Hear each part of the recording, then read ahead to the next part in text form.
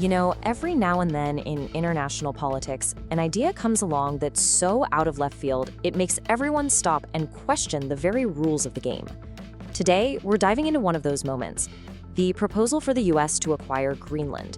And wow, did it put alliances and the whole idea of national sovereignty to the test.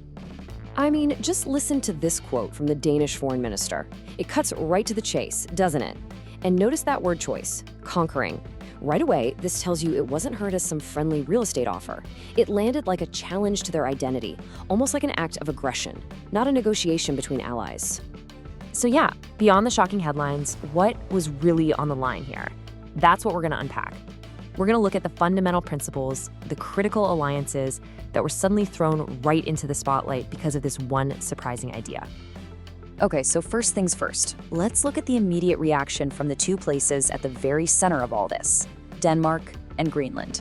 Their response was, to put it mildly, fast and firm. Their message was immediate and absolutely crystal clear. Greenland is not for sale. Period. This wasn't some opening bid and a negotiation, it was a hard stop. Both Danish and Greenlandic leaders made it plain that their land, their people are not commodities you can just buy and sell. They drew a very clear red line, saying any future relationship has to be built on respect, not on a purchase order. And that really gets to the heart of the whole controversy, this fundamental principle of national sovereignty. This whole thing basically forced a global conversation about what it even means to be a country in the modern world. For a lot of people watching, this felt like a jarring step backward in time, a return to what some called an imperialist era. And why is that? Because it brought back this old idea that powerful countries could just scoop up territory and the people living there, completely ignoring the right to self-determination that's, a cornerstone of modern international law. This comparison right here just nails the problem. It was a total clash of worldviews. Back in the 19th century, sure, grabbing more land was how you showed you were a major power.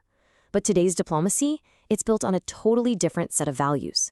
Things like mutual respect, alliances between equals, and the right of people to decide their own future. Trying to buy territory from an ally, it doesn't fit, it doesn't compute in that system.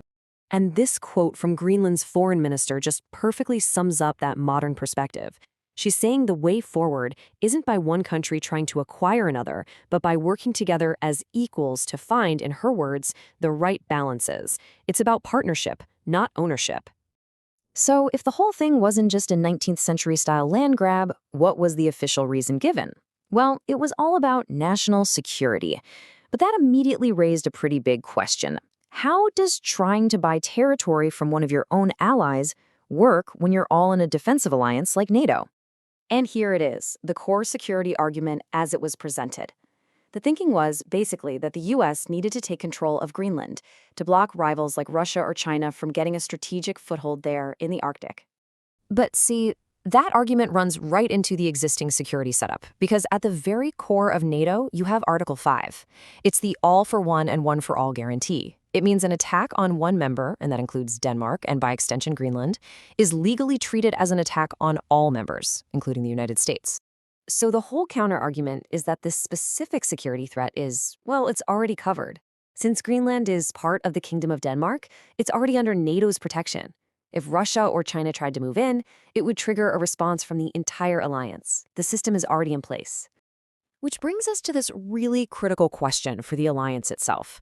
I mean, if trust and respect are the glue holding NATO together, what happens when one member starts looking at another member's sovereign territory like it's just a strategic asset that's up for sale?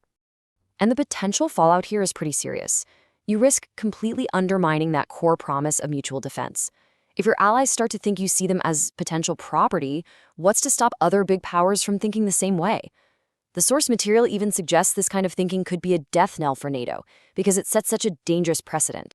Okay, so we've looked at the international reaction. But how did this all play out back in the United States? What was the view from home? Well, the source material points to a pretty stark contrast. While all this focus was on expanding territory, a lot of Americans were reportedly worried about much more immediate kitchen table issues. The rising cost of healthcare, gas for their car, food for their families. It really highlights a potential gap between a big political ambition and everyday public concern. So what do the American public actually think about the idea? Well, polling cited in the source showed support was not exactly overwhelming. The key number that came back was just 17%. Yep, that's it. Only a small fraction of Americans were actually on board with the idea.